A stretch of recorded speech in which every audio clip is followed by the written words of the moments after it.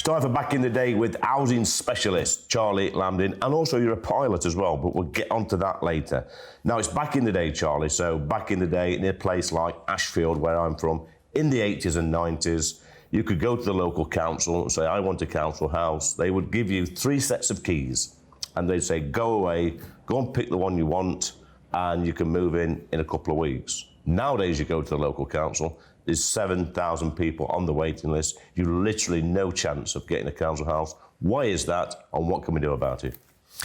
There are 2 reasons for that. Number one was when Thatcher brought in Right to Buy, on its own, not a problem. The problem was not replacing that housing stock when it was sold off. That was a very big, it was a gradual problem. No one noticed it to begin with, but over the decades, that's led to a massive problem.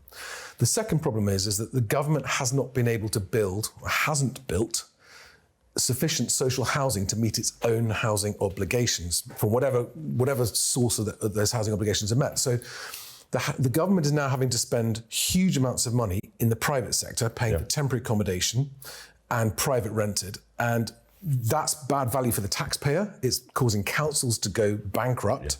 And it's causing people to be unable to get on with their lives. So the social ripple effect of not having enough social housing affects all of us.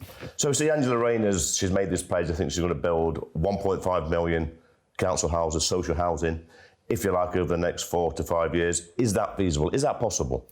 Not based on what I can see, no, it's not possible at all. I don't think she said she's going to build 1.5 million social homes. It's just 1.5 million homes. Okay. The amount they've pledged towards social homes is actually a fraction of that, and that's the problem. They should be building social homes first, so that the taxpayer is not paying temporary accommodation, and people in temporary accommodation can be moved into permanent accommodation and get on with their lives. So what is it? Why don't we build more houses?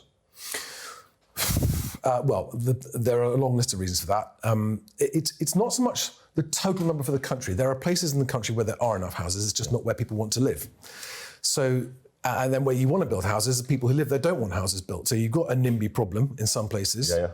You've also got changing habits of workforce, so it's becoming harder. For just looking objectively at it, it's becoming harder to work out where, and there are actually blocks of flats in London that have been built and they're still sitting empty because no one can afford them. So how many houses do you think in the UK are actually empty at the moment?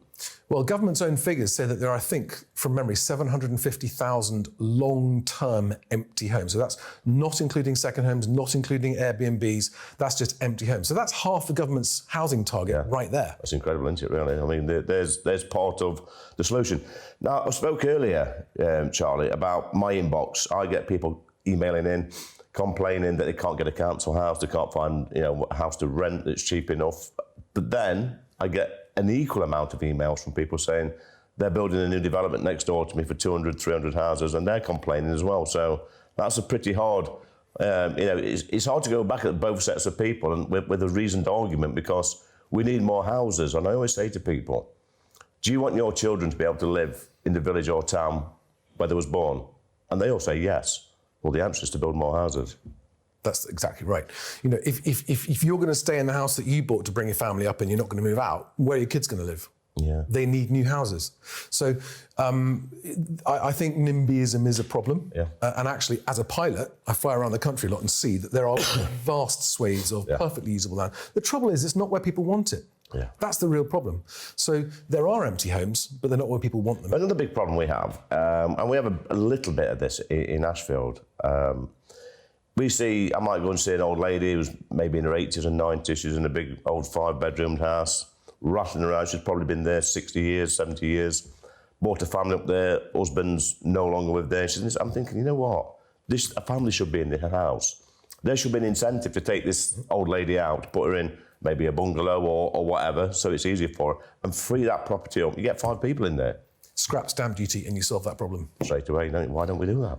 I don't know why we don't. The single fastest solution to the housing crisis would be to completely scrap stamp duty. And if the government's worried about, well, hang on a second, how do we pay for that? Zoopla's estimates are that 2 to 3 times more people would buy and move. So you would inject social mobility back in. You would be creating jobs on the back of that, and social mobility that would, I think, more than offset the loss of stamp duty.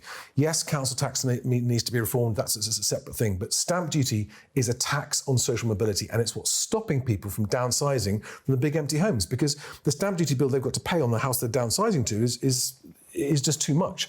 It's really, really off-putting. So stamp duty is a regressive and badly thought through tax. So housing specialist, Charlie, also a pilot. How long have you had your